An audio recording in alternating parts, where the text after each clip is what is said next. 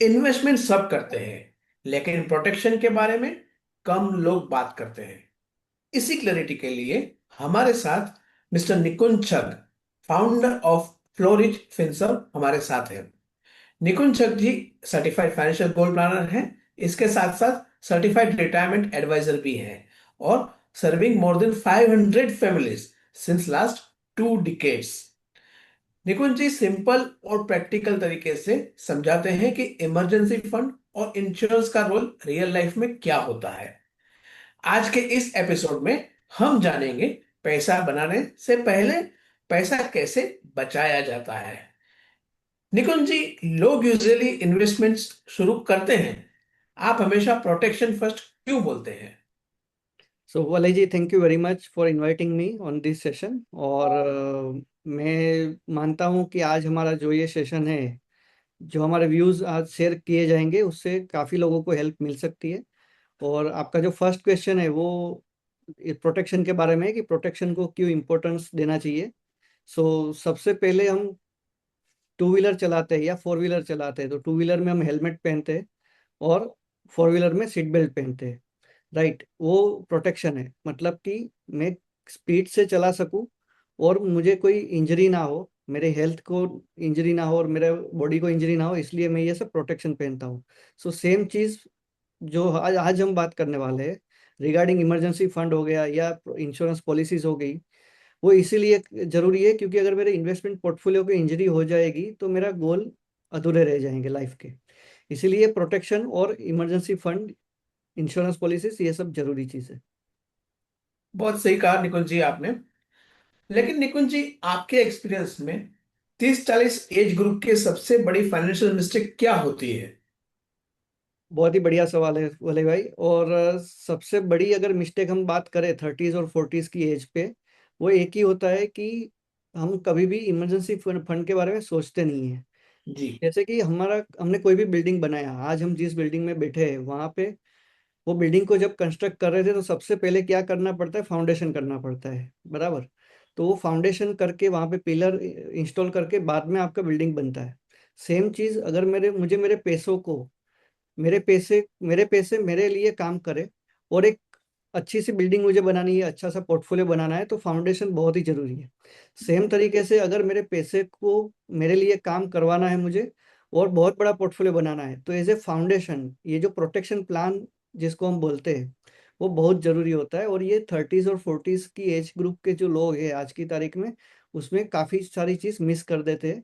और यही मिस्टेक मैंने देखा है बहुत सारी फैमिलीज के साथ, कि जहाँ पे या तो उसके पास इमरजेंसी फंड नहीं होता है, या कोई जो इंश्योरेंस पॉलिसीज होती है जैसे कि टर्म इंश्योरेंस हो गया, हेल्थ इंश्योरेंस हो गया या एक्सीडेंट इंश्योरेंस हो गया, ये तीन एसेंशियल पॉलिसीज है, राइट। और इमरजेंसी फंड, ये चार फाउंडेशन है to create a very good investment portfolio.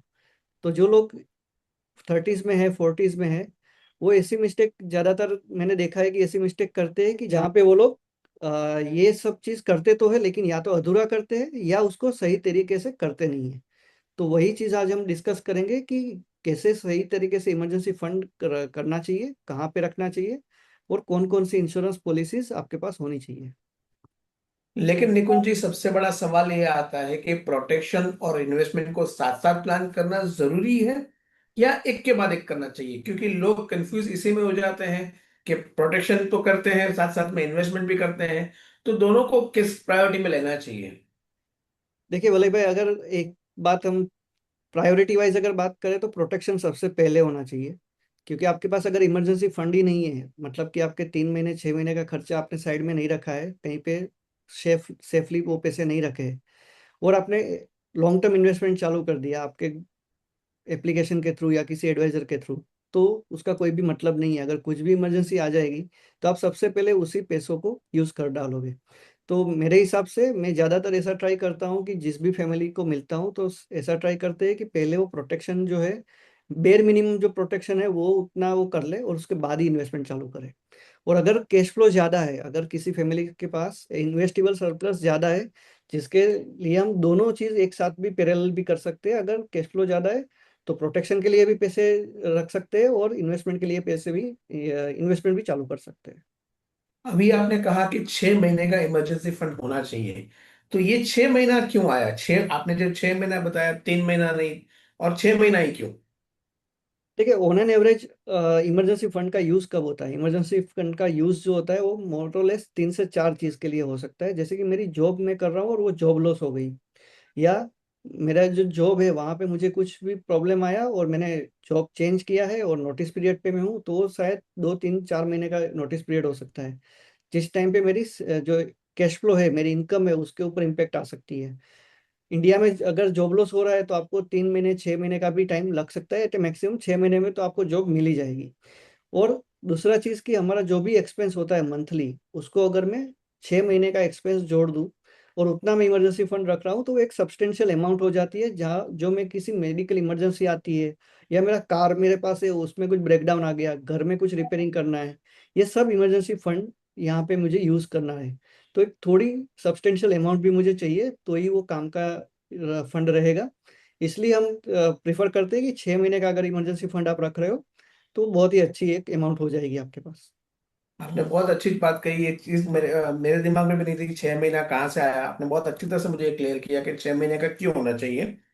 लेकिन दूसरा सवाल मेरे लिए ये है, जो लोग पूछते हैं कि वर्किंग कपल्स जो होते हैं, जो आज के दिन में हमने देखा है कि कपल्स जो होते हैं उसमें से 70% वर्किंग कपल्स कपल्स जो होते हैं वर्किंग होते हैं, और बिजनेस ओनर्स होते हैं जो, क्या इमरजेंसी फंड का अप्रोच जो है, फंडा जो है, वो दोनों के लिए क्या अलग होता है? बहुत ही बढ़िया सवाल है वले जी। और यही क्वेश्चंस मुझे भी बार बार काफ़ी फैमिलीज ने पूछा है और काफ़ी बिजनेसमैन ने भी पूछा है। तो जो जॉब कर रही है कोई फैमिली है जिसमें जो अर्निंग पर्सन है वो जॉब ही कर रहा है, हस्बैंड वाइफ दोनों भी, अभी तो दोनों ही जॉब करते हैं। तो अगर जॉब कर रहा है तो उसके लिए एक चीज़ है कि उसको सिर्फ घर खर्च जो है उसका उसको इमरजेंसी फंड मेंटेन करना है। जबकि अगर कोई बिजनेस पर्सन है, जो कोई फैमिली है जो बिजनेस रन करती है, उसकी इनकम के ऊपर डिपेंड करती है, तो मेरे हिसाब से उसको दो टाइप की इमरजेंसी फंड रखने पड़ेंगे। एक अपनी फैमिली के लिए और दूसरा अपने बिजनेस के लिए।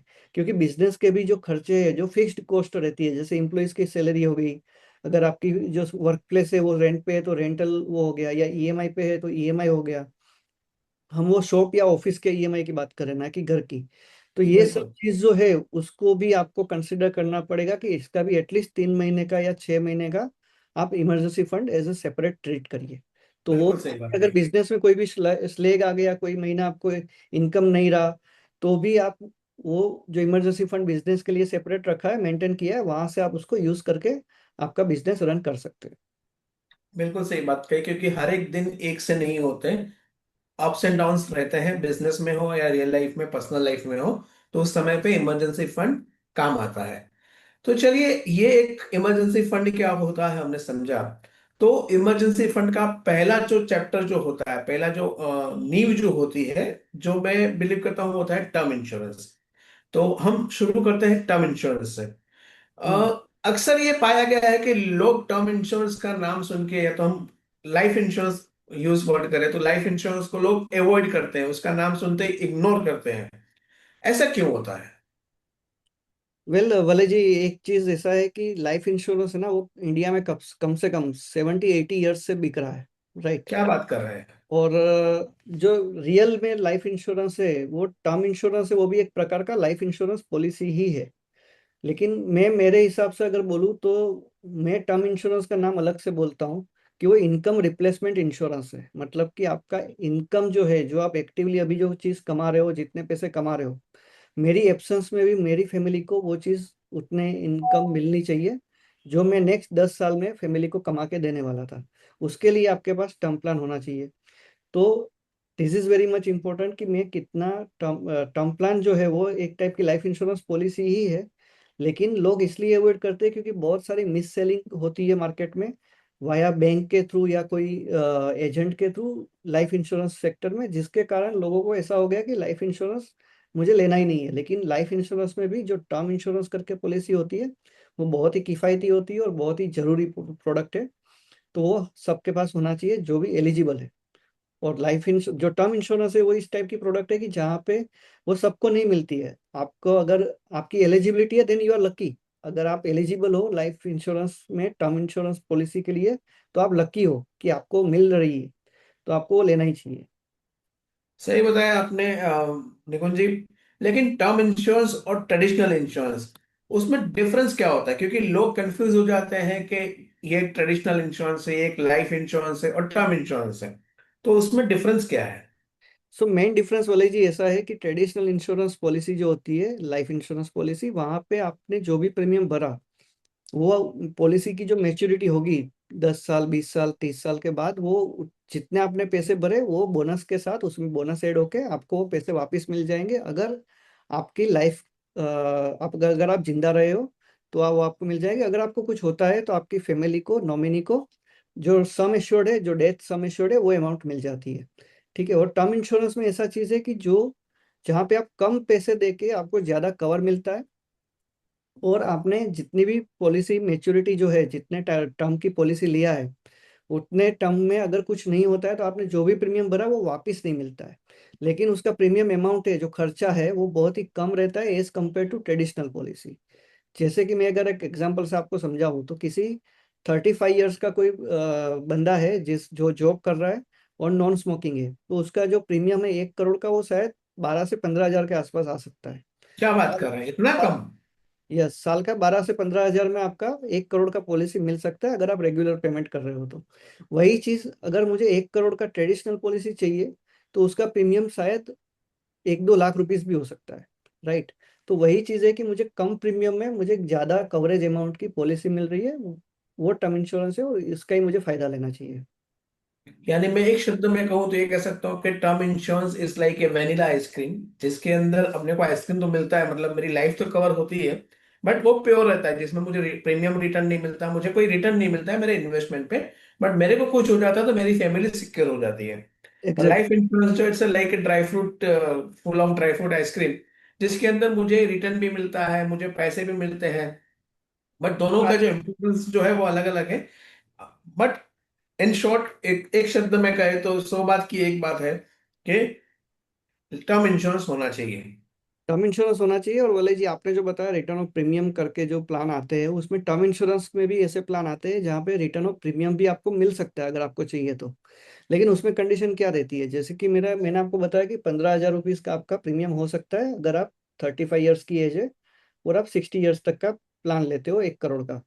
लेकिन इसी चीज को अगर हम ऐसा बोले कि नहीं, मुझे तो पैसे वापस चाहिए निकुंज भाई, वो बहुत सारे मुझे ऐसे फ्रेंड्स मिलते हैं जो बोलते हैं कि नहीं, मुझे टर्म इंश्योरेंस में जो प्रीमियम भरा वो तो वापस मिल रहा है, उसने ऑनलाइन कहीं पे देखा है कोई वेबसाइट पे, तो तब मुझे उसको बताना पड़ता है कि जो 15 हजार की प्रोडक्ट है वो आपको कंपनी 25 हजार में दे रही है, आपके पास से हर साल 10 हजार ज्यादा लेती है, और बाद में वो पॉलिसी 30 साल में जब भी मैच्योर होगी, 25-30 साल में, तो आपको जितना आपने प्रीमियम भरा है वो आपको वापस मिल जाएगा। लेकिन उसके लिए अगर मैं 30, 40, 50% ज्यादा दे रहा हूँ, उससे बेटर है कि वही अमाउंट को अगर मैं लॉन्ग टर्म इन्वेस्टमेंट कर दूं, एसआईपी के थ्रू, म्यूचुअल फंड के थ्रू, तो मुझे ज्यादा पैसा मिलेगा, और जिसके लिए मुझे मरने की भी जरूरत नहीं है। सही राइट। बात है। तो वही बट चीज है। आपने अभी बताया कि एसआईपी कर दूं, म्यूचुअल म्यूचुअल फंड में इन्वेस्ट कर दूं। आप लोगों आपको भी कई लोग मिलते होंगे जो बोलते होंगे कि ये टर्म इंश्योरेंस, लाइफ इंश्योरेंस की क्या जरूरत है, मेरी ऑलरेडी एसआईपी चल रही है 10,000 20,000 की। ऐसे लोगों को आप क्या जवाब देते हैं? बहुत ही बढ़िया सवाल है वली भाई। और ऐसे लोग मिलते हैं, मुझे भी मिलते हैं, और वो एक चीज नहीं समझ पाते हैं कि टर्म इंश्योरेंस एक्चुअली क्या करता है। सो फ्रेंड्स, टर्म इंश्योरेंस जो होता है वो ऐसा होता है कि जैसे आज मैं साल का 10 लाख रुपीज मैं कमा रहा हूँ, whether it is business income और सैलरी, तो मैं 10 लाख रुपीज जो एक साल में कमा रहा हूँ, मतलब कि मैं नेक्स्ट 10 साल में मेरी फैमिली को अप्रोक्सीमेट 1 करोड़ से लेकर 1.5 करोड़ तक की इनकम कमा के देने वाला हूँ। मतलब अगर मुझे आज कुछ हो जाता है, या नेक्स्ट 1 साल में अगर कुछ हो जाता है, तो मेरी फैमिली को कितना लॉस होगा, 1 to 1.5 करोड़ का। तो मुझे वो चीज समझनी है कि मुझे आज की तारीख में फैमिली को ऐसा कवरेज देना है, ऐसा प्रोटेक्शन देना है कि अगर मुझे कुछ हो जाता है, तो नेक्स्ट 10-15 साल में जो मैं कमा के देने वाला था फैमिली को, वो मेरी टर्म इंश्योरेंस की अमाउंट से मुझे कवर हो जाए। मतलब कि देखो, अगर मुझे कुछ हो जाता है तो मेरी फैमिली इमोशनल लॉस में तो रहेगी, राइट, इमोशनली राइट, बिल्कुल बिल्कुल ब्रेकडाउन बिल्कुल। में होगी, लेकिन फाइनेंशियली उसको स्ट्रेस ना आ जाए। क्योंकि मैं एक्टिवली कमा रहा हूँ, कमाने वाला फैमिली मेंबर था, वो अभी नहीं रहा हूँ मैं, मेरी एब्सेंस में मेरी फैमिली को एक बड़ी रकम मिलनी चाहिए, जहाँ से नेक्स्ट 10-15 साल की जो इनकम है वो एक सिक्योर हो जाए। मतलब कि नेक्स्ट 5-7 साल, मिनिमम 5-7 साल तक मेरी फैमिली को पैसों के बारे में सोचने की जरूरत ना पड़े। इसलिए टर्म इंश्योरेंस बहुत जरूरी है। एसआईपी जो आप कर रहे हो 10,000 20,000 की कर रहे हो, वो अलग चीज है, वो आपके फाइनेंशियल गोल के लिए आप कर रहे हो। लेकिन वो राइट। एसआईपी करने से पहले आपके पास enough sufficient term insurance cover होना बहुत जरूरी है। यानी कि टर्म इंश्योरेंस के लिए मैं कंक्लूड करूँ तो इतना कह सकता हूँ कि अगर आप अपने परिवार से प्यार करते हो और आपकी एब्सेंस में अगर आपकी फैमिली को कोई फाइनेंशियल दिक्कत ना आए, कोई फाइनेंशियल प्रॉब्लम ना आए, बर्डन ना हो, इसके लिए टर्म इंश्योरेंस तो होना ही चाहिए। 100%। वो प्रेस्टीज कुकर की एक एडवर्टाइज थी ना बोले भाई, जो बीवी से करे प्यार वो प्रेस्टीज से कैसे करे इनकार। वही चीज है कि जो अगर आप फैमिली से प्यार करते हो तो टर्म इंश्योरेंस से इनकार मत करिएगा।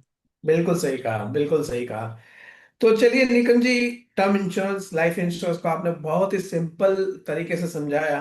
अ, अब चलते हैं नेक्स्ट स्टेप के लिए। एक टर्म इंश्योरेंस ले लिया, लाइफ इंश्योरेंस जो भी आपके इनकम के अकॉर्डिंग आपने ले लिया, उसके बाद नेक्स्ट स्टेप आता है जो है हेल्थ इंश्योरेंस। अब हेल्थ इंश्योरेंस की जब हम बात करते हैं, तब इंडिया में मेडिकल एक्सपेंसेस इतने फास्ट क्यों बढ़ रहे हैं? बहुत ही इम्पोर्टेंट सवाल है ये वली भाई, क्योंकि मेडिकल जो कॉस्ट है, जो खर्चा है, वो इतनी जल्दी से बढ़ रहा है। क्योंकि एक चीज क्या है कि इंडिया में जो मेडिकल फील्ड है, जो मेडिकल सेक्टर है, उसका जो इन्फ्लेशन है वो 14% है। मतलब कि हर 5 साल में आपका जो खर्चा है वो डबल होने वाला है। आज जो प्रोसीजर 10 लाख में हो रही है, आज से 5 साल के बाद हो सकता है कि उसके लिए हॉस्पिटल 20 लाख का चार्ज करे। सो इस हिसाब से आपका जो खर्चा है वो बहुत ही जल्दी से बढ़ रहा है। मेडिकल एक्सपेंसेस, मेडिकल सेक्टर जो इंडिया में है वो बहुत ही रेपिडली ग्रोइंग हो रहा है। राइट। के कारण आपका जो खर्चा है वो बढ़ रहा है। लेकिन एम्प्लॉयर प्रोवाइडेड हेल्थ इंश्योरेंस पे पूरा डिपेंड रहना रिस्की नहीं हो सकता? क्योंकि जब भी हमने ऑब्जर्व किया है कि आप 10 लोगों से मिलते हैं तो उसमें से 5 या 6 लोग ऐसे होंगे जो एक कॉर्पोरेट कंपनी में जॉब कर रहे होंगे, एक वर्किंग एम्प्लॉई होंगे।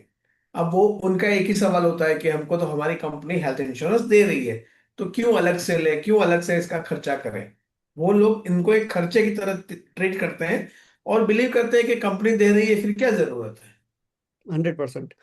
तो बहुत ही सही सवाल पूछा है आपने वल्लभ भाई। और मैं एक एग्जांपल के साथ इसको देखते हैं। मेरे एक बहुत ही अच्छे दोस्त थे जिसका इन्वेस्टमेंट मेरे पास चल रहा था। मैं उसको समझा रहा था कि आपको ये हेल्थ इंश्योरेंस अपनी फैमिली के लिए लेना चाहिए। तब उसने मेरी बात नहीं मानी। वो क्योंकि उसके पास जो जिस कंपनी में वो जॉब करते थे वहां पे उसके पास बहुत ही अच्छी कंपनी का और बहुत ही बड़ी अमाउंट का उसके पास हेल्थ इंश्योरेंस कवर था। मैंने उसको बताया कि आपके पास एक पर्सनल हेल्थ इंश्योरेंस होना चाहिए। अगर कुछ भी फ्यूचर में जरूरत पड़ती है या तो कोई भी बीमारी आ जाती है अगर किसी को भी, राइट। तो आपको उसके बाद आपको पर्सनल हेल्थ इंश्योरेंस नहीं मिल सकता है। तब उसने मेरी बात को इग्नोर किया क्योंकि उसके पास ऑलरेडी कॉर्पोरेट का अच्छा एक प्लान था। लेकिन 2 साल 3 साल के बाद ऐसी सिचुएशन आई कि उसने अपनी जॉब स्विच किया। और नेक्स्ट वो जिस कंपनी में गए वहां पे हेल्थ इंश्योरेंस कवरेज बहुत ही लिमिटेड था, 1-2 लाख का ही था, तो वो सफिशिएंट नहीं था। तब उसने मुझे बताया कि निकुंज भाई अभी आप जो बोल रहे थे हेल्थ इंश्योरेंस वो हम ले लेते हैं। तो हम लोग बैठे और उसका जब मैं फॉर्म फिलअप कर रहे थे, उस टाइम पे जो क्वेश्चनरी आती है, क्योंकि हेल्थ इंश्योरेंस में या टर्म इंश्योरेंस में और कोई भी इंश्योरेंस पॉलिसी में एक हेल्थ क्वेश्चनरी आती है, वहां पे जब हम क्वेश्चनरी भर रहे थे तब हमें पता चला कि जो मैडम थे, मतलब जो सर थे उसके वाइफ थे, उसको आर्थराइटिस डिटेक्ट हुआ है। And she was okay. Just 32 years old. सिर्फ 32-33 ईयर्स की एज पे उसको आर्थराइटिस डिटेक्ट हुआ, जो एक it's a kind of auto immune disease. जहाँ पे हमें पता चला कि अगर ये आर्थराइटिस है तो कोई भी इंश्योरेंस कंपनी उसको कवर नहीं देने वाली। राइट। ठीक है। तो वही चीज है कि अगर आप आज हेल्दी हो, अगर आप तंदुरुस्त हो, आपको कोई भी मेजर बीमारी नहीं हुई है या तो डिटेक्ट नहीं हुई है, तो you should go for health insurance without any second thought. क्योंकि राइट। आज आपने सोचा कि आज मुझे जरूरत नहीं है, लेकिन फ्यूचर कैसा है हमें नहीं पता है। आज से बिल्कुल। 2 साल के बाद 3 साल के बाद क्या जरूरत पड़ने वाली है हमें नहीं पता है। और अगर कोई बिल्कुल। भी बीमारी आ गई तो कोई भी हेल्थ इंश्योरेंस कंपनी आपका हाथ नहीं पकड़ेगी, आपको पॉलिसी नहीं देगी। तो बेटर है कि जब आपको पॉलिसी मिल रही है, जब आप एलिजिबल हो तो आप पॉलिसी ले लीजिए। और एक सफिशिएंट कवरेज लेना भी इतना ही इम्पोर्टेंट है। आपने सही बताया, जब पॉलिसी मिल रही हो तब ले लीजिए, बट दूसरा सवाल ये आता है कि कब लेनी चाहिए। शादी से पहले, शादी के बाद, मेरी कंपनी की जॉब जब मतलब मेरा टेन्योर खत्म हो रहा है तब लेनी चाहिए, कि कब लेना चाहिए? परफेक्ट। सो मैं ज़्यादातर जो मेरे क्लाइंट्स होते हैं उसको जो मैं एडवाइस देता हूँ वो इस तरह से देता हूँ वली भाई कि तीन पॉलिसी है जो बहुत ही एसेंशियल होनी चाहिए किसी की भी लाइफ में। एक होता है एक्सीडेंट इंश्योरेंस, सेकंड होता है term insurance and third is health insurance. So मेरे हिसाब से as soon as you start earning money, जैसे ही आपका फर्स्ट जॉब चालू होता है, you should go for accident insurance. Why? Okay. Because it is very cheap. साल का 3,000 से लेके 5,000 तक का उसका प्रीमियम रहता है। बस इतना ही? उसमें आपको एक बहुत ही सफिशियंट कवर मिल जाता है जो मोरलेस सबके लिए वो इनफ ही है। राइट। तो एक हो गया हमारा एक्सीडेंट इंश्योरेंस, जो मेरी जॉब चालू होती है फर्स्ट डे से, फर्स्ट सैलरी से मुझे वो चीज लेनी चाहिए। सेकंड चीज रहता है टर्म इंश्योरेंस। तो टर्म इंश्योरेंस कब लेना चाहिए, उसका टाइम क्या हो सकता है? टर्म इंश्योरेंस तब लेना चाहिए जब मेरे ऊपर कोई डिपेंडेंट है, मतलब कि मेरी इनकम के ऊपर कोई डिपेंडेंसी है, तो मेरे पास टर्म इंश्योरेंस होना चाहिए। मेरी 2 दिन पहले एक पेरेंट के साथ बात हुआ जिसका लड़का है वो 25 साल का है। राइट। और उसने मुझे पूछा कि निकुंज भाई टर्म इंश्योरेंस के लिए आप, ये मेरे बेटे के लिए टर्म इंश्योरेंस आप सजेस्ट करिए। तो मैंने सर को बताया कि सर ये जो आपका लड़का है वो 25 साल का है, कमाना चालू कर दिया, 2 साल से कमा रहा है, लेकिन उसकी इनकम के ऊपर कोई डिपेंडेंसी है क्या? क्योंकि जो पेरेंट्स है वो बहुत अच्छा कमा रहे हैं, जो लड़का है उसकी इनकम के ऊपर कोई घर फैमिली को कोई इसकी इनकम की जरूरत अभी नहीं है। नहीं है।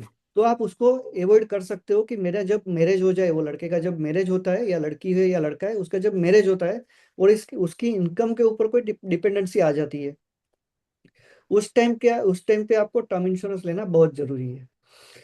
आपने पैसे कमा रहे हो लेकिन अगर कोई डिपेंडेंसी नहीं है तो टर्म इंश्योरेंस की ऐसा जरूरत नहीं है। राइट। दूसरा चीज जो आपने पूछा हेल्थ इंश्योरेंस के लिए, तो हेल्थ इंश्योरेंस मेरे हिसाब से या तो आप, अगर अफोर्डेबल है तो इमीडिएटली ले लो जब आपके पास पैसे है, आप कमाना चालू कर रहे हो, या तो आप फैमिली बना रहे हो, आपकी शादी हो गई, तो you should start with health insurance also. या एटलीस्ट शादी के 2 से 3 साल के बाद आपको हेल्थ इंश्योरेंस ले लेना चाहिए, क्योंकि थर्टीज, आप 30 की एज या 30 से 35 के जो एज है वो उसके अंदर आपको हेल्थ इंश्योरेंस लेना चाहिए, क्योंकि उसके बाद ज्यादातर कोई ना कोई बीमारी आ सकती है, तो उससे पहले हेल्थ इंश्योरेंस लेना बहुत जरूरी है। यानी कि आप बता रहे हो कि मुझे एक फैमिली फ्लोटर पॉलिसी लेनी चाहिए जिसमें मैं, मेरी वाइफ, मेरे बच्चे, या तो हो सके तो मेरे पेरेंट्स उसमें कवर हो सके। एम आई राइट? Exactly, perfect.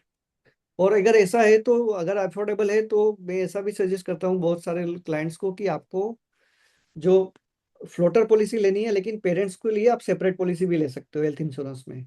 क्योंकि होता ओके। क्या है कि हेल्थ इंश्योरेंस में जो प्रीमियम कैलकुलेशन होता है वो सबसे ज्यादा उम्र की जो व्यक्ति है उसके हिसाब से कैलकुलेट होगा। जी। प्लस आपने सपोज 10 लाख का या 20 लाख का पॉलिसी ले रहे हो बेस सम एश्योर्ड, उस केस में क्या होता है कि आपका पेरेंट्स भी उसी में कवर है और आप भी उसी में कवर, आपकी फैमिली भी सेम पॉलिसी में कवर्ड है। तो हो सकता है कि पेरेंट्स का जो एक्सपेंस हो जाए, कोई भी हेल्थ कंडीशन डेवलप हो जाए, और वहां पे आपने आपकी पॉलिसी का पूरा अमाउंट यूटिलाइज कर दिया, तो फिर आपके लिए कुछ नहीं बचेगा अगर बिल्कुल कोई सही emergency बताया। आ गई तो। सेकंड चीज जो आपने बताई कि अगर जॉब कर रहा है कोई बंदा और उसकी health insurance policy already corporate में अवेलेबल है, तो दो ऑप्शन भी मार्केट में अभी अवेलेबल है जो बहुत ही जरूरी और बहुत काम की चीज है। एक चीज होती है super top up policy. Super top up policy ऐसी होती है कि जैसे अगर कॉर्पोरेट में आपकी 5 लाख या 10 लाख की पॉलिसी है, तो सुपर टॉपअप प्लान के लिए आप जा सकते हो जहाँ पे आपको 80-90 लाख का आप कवर ले सकते हो। मतलब कि 10 लाख तक का कवरेज आपको कॉर्पोरेट प्लान से मिलेगा या 5 लाख तक का वहां से मिलेगा, और 90 to 95 लाख रुपीज का आप सेपरेट पॉलिसी ले लो। अगर आपकी एज 22-30 के आसपास है या 22-40 के आसपास है, तो उसका एनुअल प्रीमियम जो है वो 2,000 से लेके 5,000 तक का आता है। ओ। तो उतने अमाउंट में आपको एक सब्सटेंशियल अमाउंट का कवर मिल सकता है। सेकंड चीज, ये एक ऑप्शन हो गया सुपर टॉपअप। सेकंड ऑप्शन होता है डिडक्टिबल करके आता है। डिडक्टिबल मतलब ऐसा होता है कि आपका 5 लाख का कॉर्पोरेट में पॉलिसी चल रहा है, आपने ऐसी बेस पॉलिसी ले लिया जो 20-25-30 लाख की है, लेकिन 5 लाख का डिडक्टिबल है।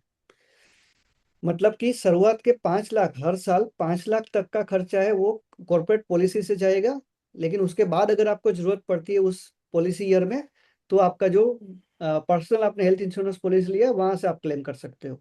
तो जब आप डिडक्टिबल पॉलिसी लेते हो तो आपका प्रीमियम अमाउंट है वो काफी डिस्काउंटेड हो जाता है। तो वो भी चीज आप देख सकते हो। तो यानी सुपर टॉप अप और डिडक्टेबल जो दोनों ऑप्शंस जो हैं, that it works like a booster, कि मेरी जो पॉलिसी जो है उसको बूस्ट करते हैं जब जरूरत पड़ने पर, और और वो भी इतने कम प्रीमियम पे। Yes yes yes, 100%। तो अब आते हैं हमारे तीसरे पड़ाव पे, जहां पे जो तीसरा जो इम्पोर्टेंट पिलर जो है इमरजेंसी फंड के लिए, वो होता है प्रोटेक्शन के लिए मैं बोलूँ तो एक्सीडेंटल और क्रिटिकल इलनेस इंश्योरेंस।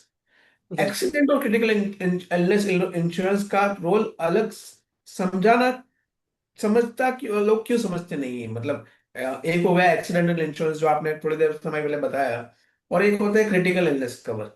दोनों का फर्क क्या है और दोनों के बेनिफिट्स क्या है?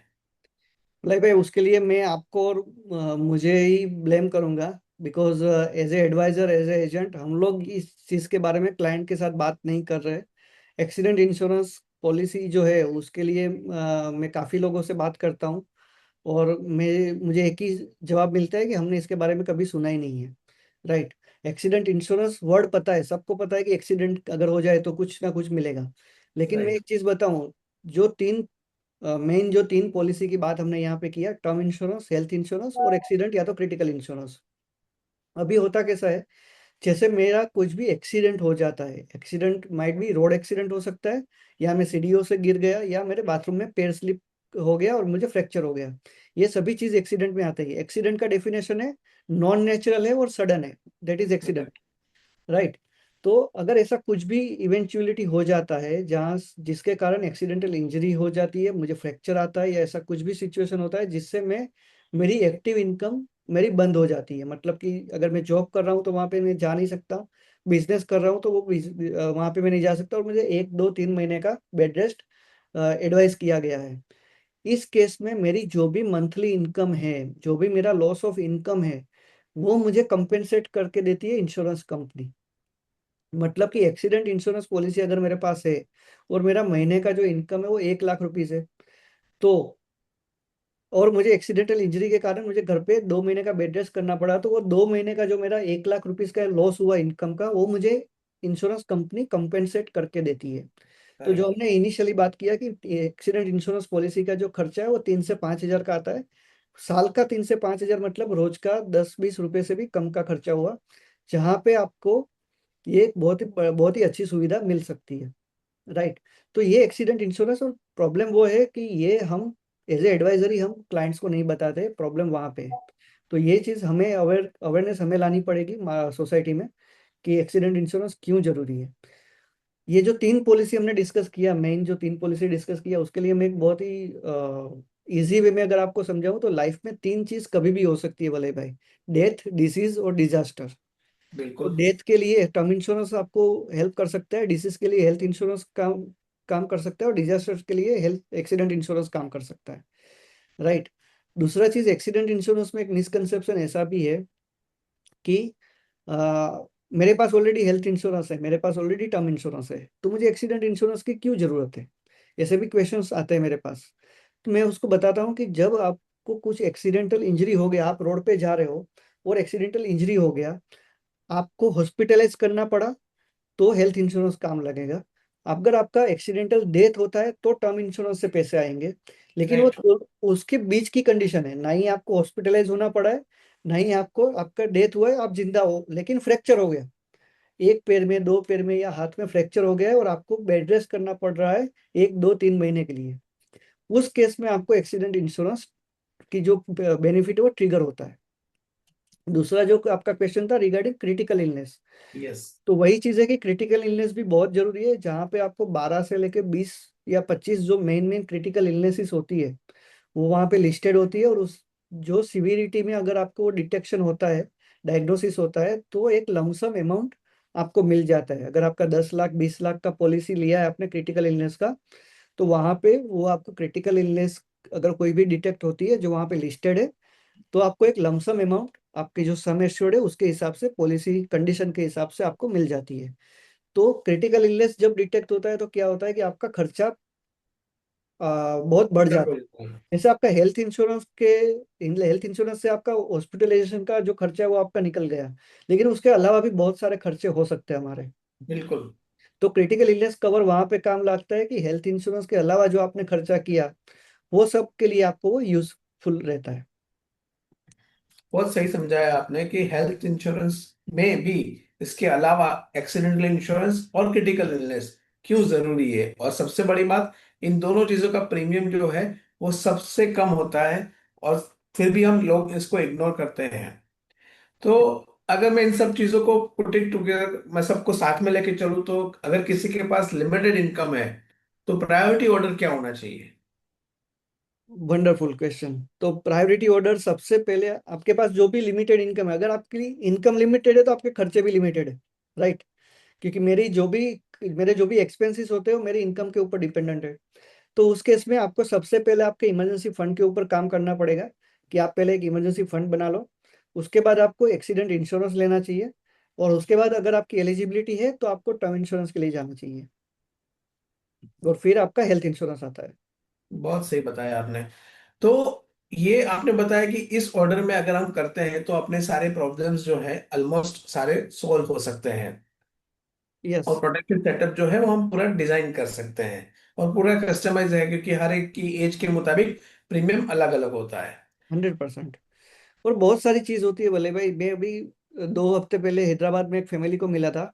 तो वो जो सर है वो एक फार्मास्यूटिकल बहुत बड़ी फार्मास्यूटिकल कंपनी में जॉब करते हैं, और बहुत अच्छी सी उसकी इनकम भी है। तो मैंने उसको पूछा इमरजेंसी फंड के बारे में, तो बोला यस मेरे पास इमरजेंसी फंड तो है। मैंने पूछा कि कितना है, तो बोला 5 लाख का है। मतलब बहुत बढ़िया आपने रखा है, 5 लाख रुपीज एक सेपरेट रखा है। अभी मैंने उसको पूछा कि आपने किसके पास है, वो पैसे कहाँ पे है, राइट? तो उसने बताया कि वो मेरे अकाउंट में है।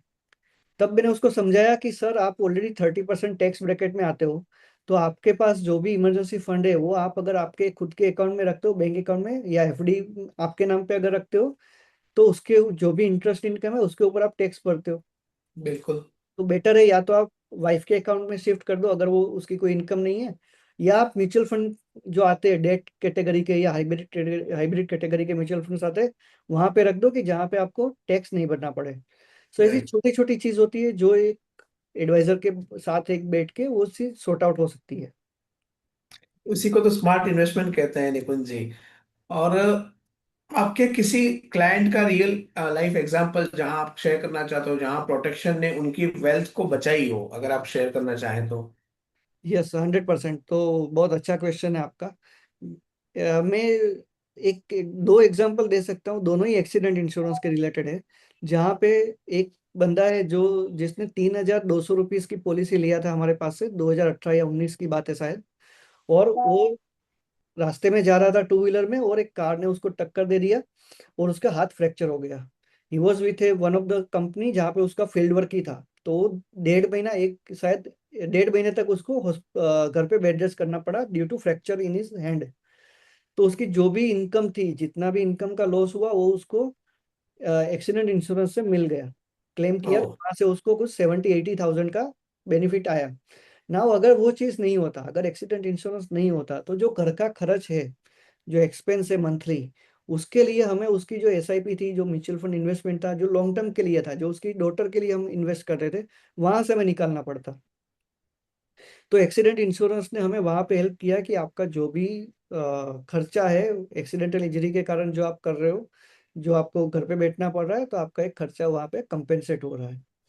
सेकंड चीज, अभी रिसेंटली एक फैमिली है जहाँ पे उसने बताया मुझे कि एक मेडिकल इमरजेंसी आ गई है रिलेटिव में, उसके पेरेंट्स के घर पे, और हमें इमीडिएटली पैसे उठाने पड़ेंगे हमारे जो इन्वेस्टमेंट पोर्टफोलियो है वहां से। लेकिन उसको याद नहीं था फैमिली को कि हमने ऑलरेडी इमरजेंसी फंड के लिए प्लानिंग किया था, और एक अच्छी सी अमाउंट 3-4 लाख रुपीस का अमाउंट है, वो एक सेपरेट लिक्विड फंड में और थोड़े बहुत आर्बिट्रेज फंड में पैसे रखे थे। तो मैंने उसको बताया कि आपको अगर 2 लाख की जरूरत है तो हमें इन्वेस्टमेंट जो आपका लॉन्ग टर्म पोर्टफोलियो है वहां से उठाने की जरूरत नहीं है, लेकिन ये हमारे पास जो इमरजेंसी फंड है वहां से हम उठाएंगे, और बाद में आप जैसे रेगुलर इनकम आपको जो आती है उसमें से हम थोड़ा थोड़ा करके वापस उसको फंड कर देंगे। तो वो चीज़ उसको पसंद आई कि ये हमने जो 2-3 साल पहले प्लान करके इमरजेंसी फंड बनाया था, उसका यूटिलाइज ऐसे हो सकता है, जिससे उसका जो लॉन्ग टर्म पोर्टफोलियो था वो प्रोटेक्ट रहा। तो मेन आज का हमारा जो सेशन था वली भाई, वो इसीलिए था कि जो प्रोटेक्शन प्लान हम बता रहे हैं, इमरजेंसी फंड हो गया, टर्म इंश्योरेंस हो गया, हेल्थ इंश्योरेंस हो गया या एक्सीडेंट इंश्योरेंस हो गया, ये वही चीज को प्रोटेक्ट करता है कि जो आपने लॉन्ग टर्म गोल के लिए आप इन्वेस्टमेंट करते हो, आपका जो इन्वेस्टमेंट पोर्टफोलियो बना रहे हो, और आपके पैसे आपके लिए जहाँ वो जो काम कर रहे हैं, राइट, उसको हम प्रोटेक्ट कर पाए। इसलिए बिल्कुल। ये चार चीज जरूरी है। तो मेरा आखिरी सवाल आपसे ये रहेगा कि प्रोटेक्शन को बोरिंग समझने वाले लोगों को, जो आज के दिन में जेंजी हो गया या कोई भी जनरेशन हो गया, क्योंकि प्रोटेक्शन को लोग बोरिंग ही समझते हैं, 10 में से आप 5 या 6 लोग पकड़ लो तो ये लोग अभी भी यही समझते हैं कि ये बोरिंग चीज है। उसके लिए आपका मैसेज क्या होगा? वेल वले भाई, एक ही मैसेज रहेगा कि बोरिंग इज ब्यूटीफुल, राइट। बहुत सारी चीज होती है जो बोरिंग होती है लाइफ में, लेकिन फिर भी हम करते हैं। दूसरा चीज, एक्चुअली जो फाइनेंस है ना वली भाई, finance subject is itself boring, like numbers, mathematics, calculations, formulas. लेकिन उसको, बोरिंग सब्जेक्ट को ब्यूटीफुल और इंटरेस्टिंग बनाने के लिए आपको कोई एक्सपर्ट चाहिए, राइट। वो जो बंदा है, जो अगर आपका कोई फाइनेंशियल एडवाइजर है उसके पास अगर आप जा रहे हो, तो आप, वो बंदा वो चीज, बोरिंग चीज को भी इंटरेस्टिंग बना सकता है, राइट। बिल्कुल सही है। तो वही चीज है कि बोरिंग है, लेकिन अगर आप सही कंपनी में हो, सही बंदे के साथ हो, तो वो बोरिंग नहीं लगेगा आपको। तो यानी अंत में इतना ही कहूंगा, जैसे आपने कहा बोरिंग इज ब्यूटीफुल, तो वो ब्यूटीफुल लाइफ को आपको जीना है तो उसको, बोरिंग को भी आपको एक्सेप्ट करना पड़ेगा और उसके लिए फाइनेंशियल एडवाइजर जरूरी है। Hundred thank you percent Nikunj भाई, we had a wonderful discussion today, जिसमें आपने बहुत ही सिंपल लैंग्वेज में, बहुत ही सिंपल तरह से हर किसी के समझ में आ सके उस तरह से आपने चारों चीजों को, चारों पिलर को, जो एक इमरजेंसी फंड होता है उसको आपने समझाया।